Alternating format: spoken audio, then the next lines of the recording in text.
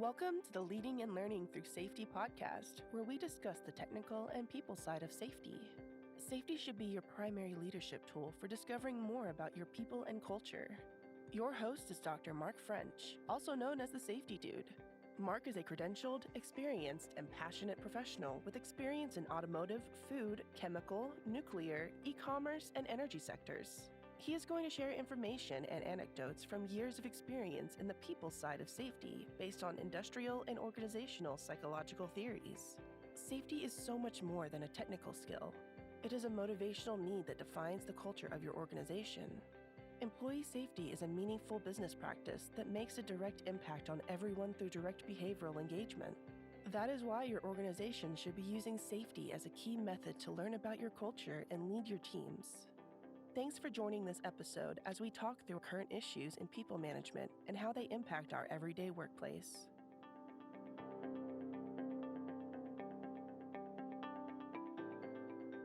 Happy Friday, everyone. Welcome to the Leading and Learning Through Safety podcast. Hey, I'm your host, Mark. I am, again, so honored and happy that you have chosen to join me on this episode of my podcast. So this week, normally the way the episodes work, even though it's not very consistent, I guess, is I start off by talking about something terrible that happens in the news, and we kind of walk our way through that. This week's going to be a little different. I actually want to stay on maybe the positive side of what we do in the safety world. And talk about a little bit of what I've learned this week. I had a really good opportunity to attend a training handled by a fantastic consultant that also has a background in behavioral psychology and a lot of work in Lean and Six Sigma and empathy.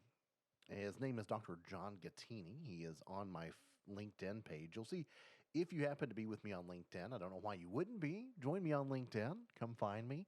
You can start off at the markafrench.com webpage or the tsdaconsulting.com webpage.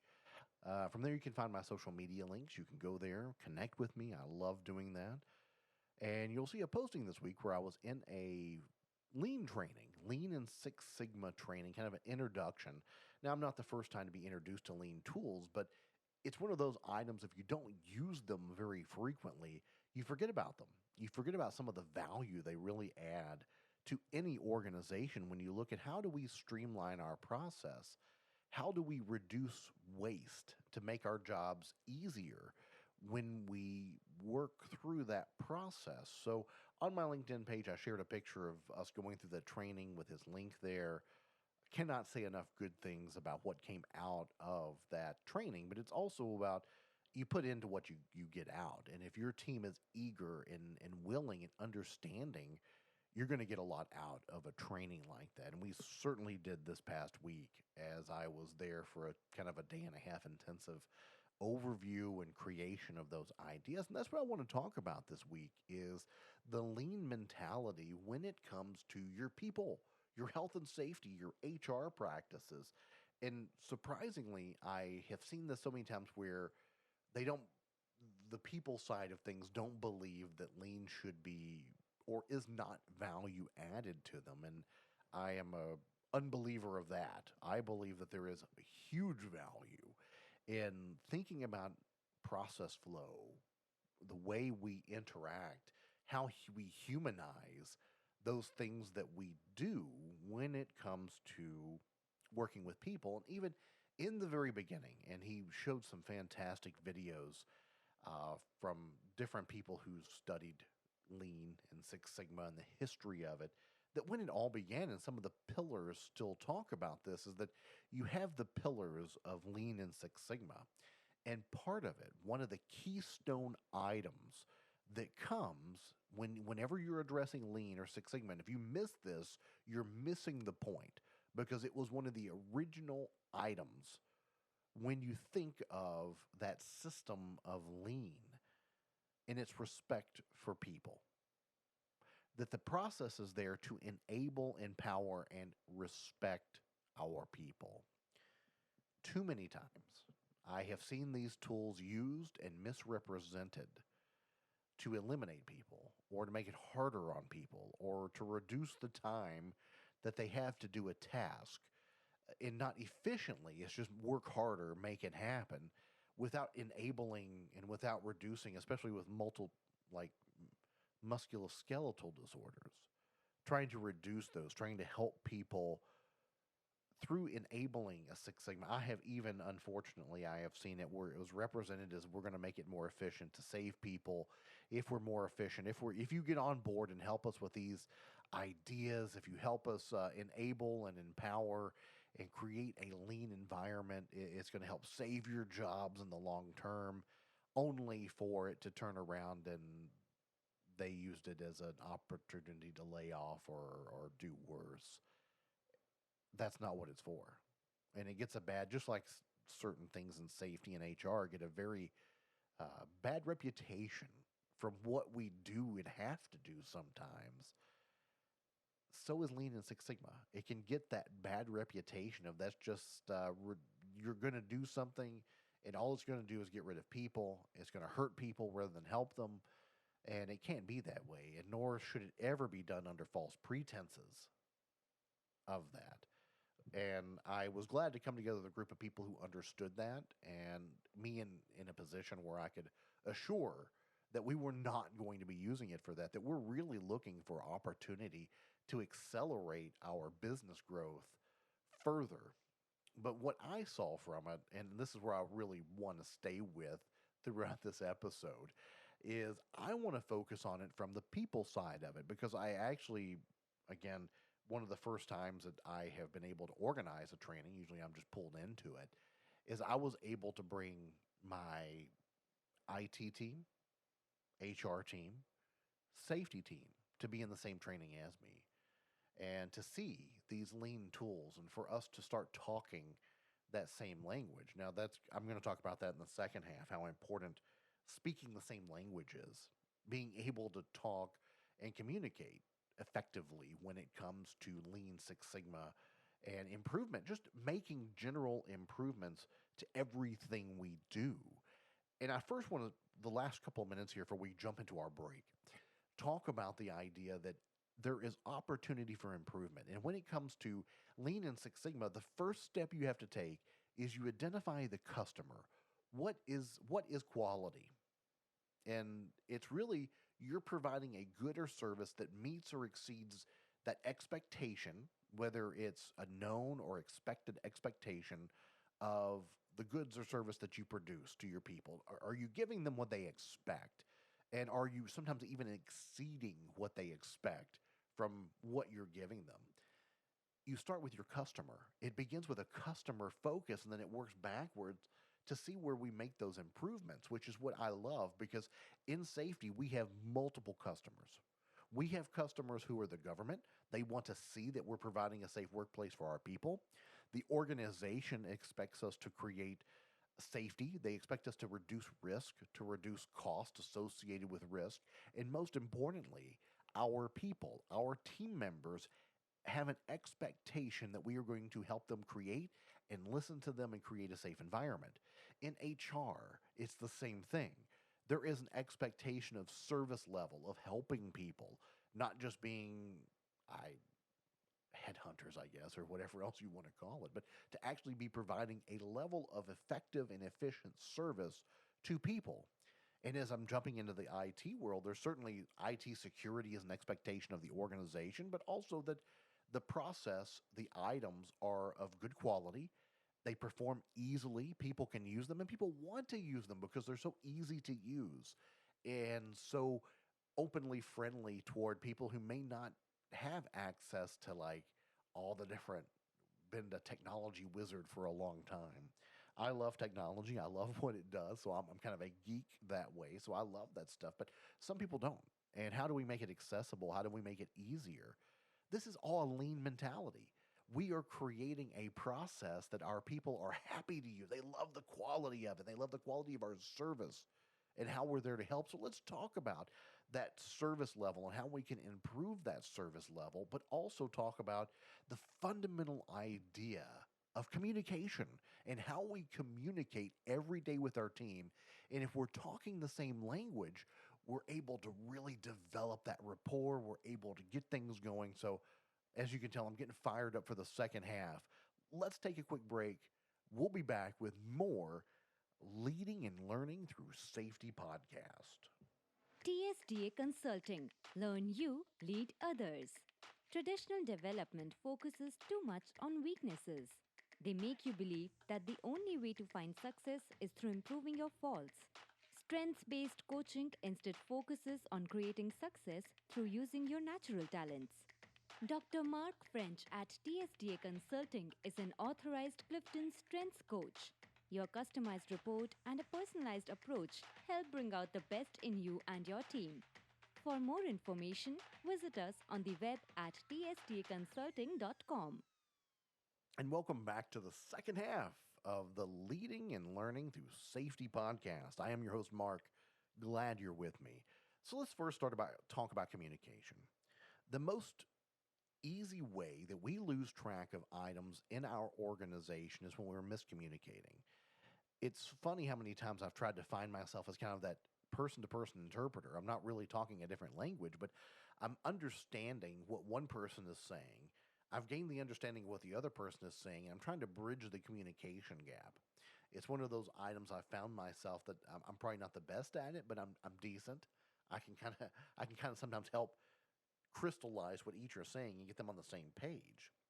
It's amazing how often that we're saying the same two people or two groups of people are saying the exact same thing in an organization, and they're arguing because they don't have a clue what the other one is saying or they don't understand it. And really they mean the exact that we're doing what we're doing and we're doing it the right way.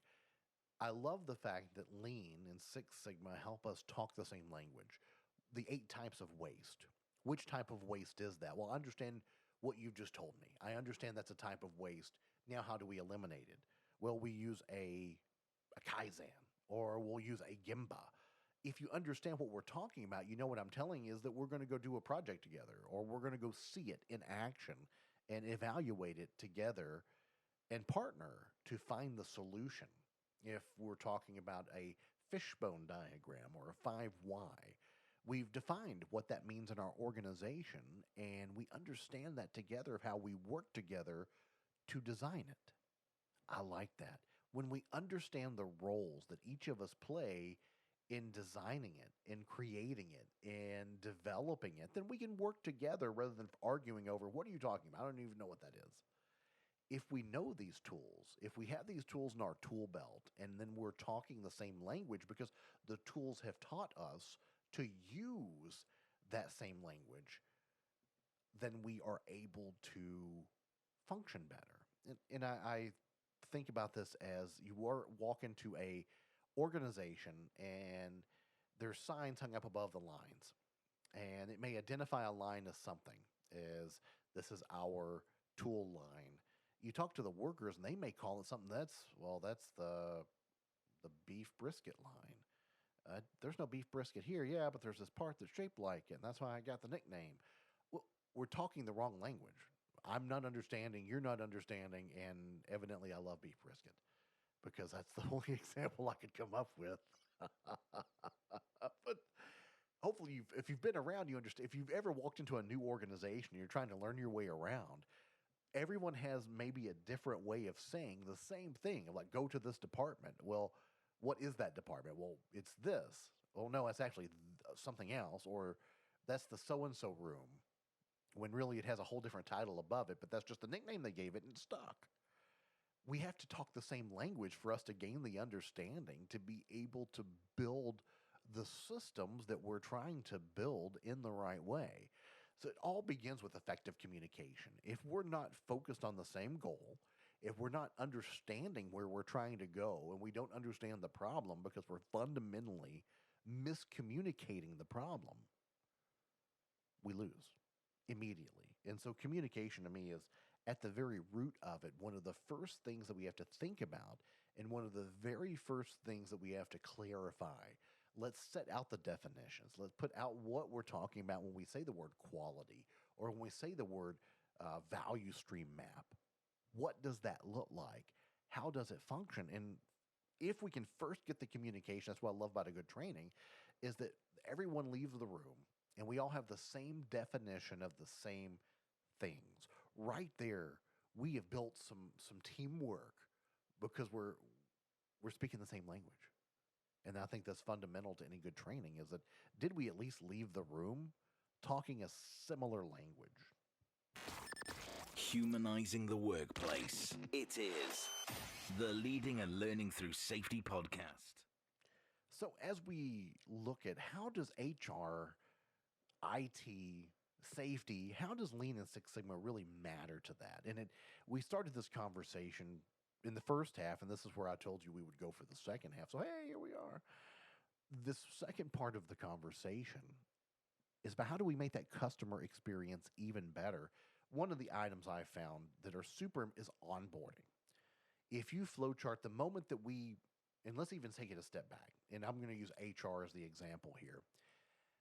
How do we know to trigger a hire? Okay, someone leaves the company for some reason, or maybe we have a new need within the company. What triggers it? Who needs to approve it? Who sets the salary band? All that flow. If you've never done it before and you look, step one, there is an opening. Well, what are the types of openings? Well, there's one or two types of openings. Well, how do you know that you need to fill it? Okay, well, that's another decision point or a time. That's a time point that takes a certain amount of time to do it. Okay, how do we post it? How long do we post it before we hire a recruiter? What if it's urgent? Okay, once that, how long does it take to do a drug screen? How long does it take to do a background check? What if they need a DOT background check? How long does that take? Or DOT physical? How long does that take? What is our onboarding? Who needs to meet with this person depending on the level or department of the organization? What kind of training do they need?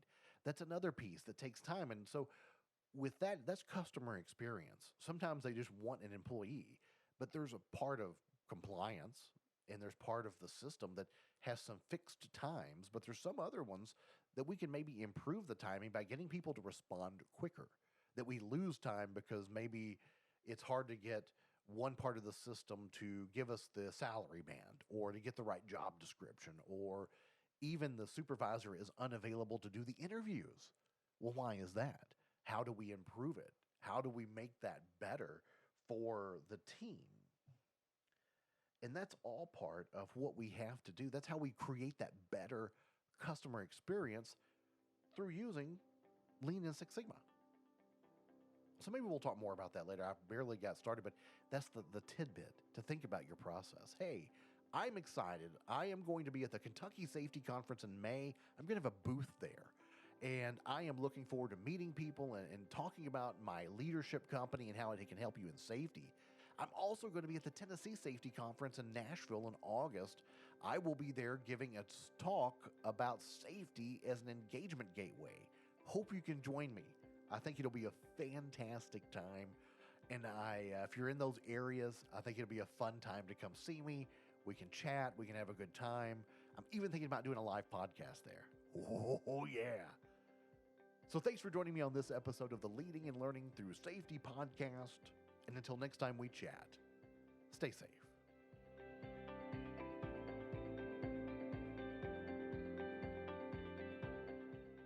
Thanks for listening to the Leading and Learning Through Safety podcast. Join the online conversation at www.markafrench.com.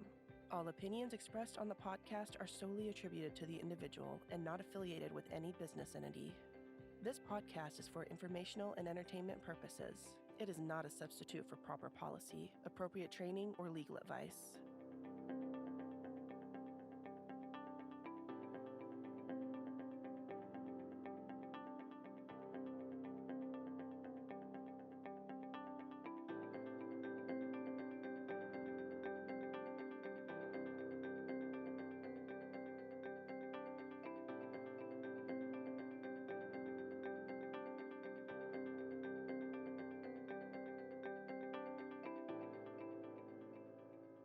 This has been the Leading and Learning Through Safety podcast.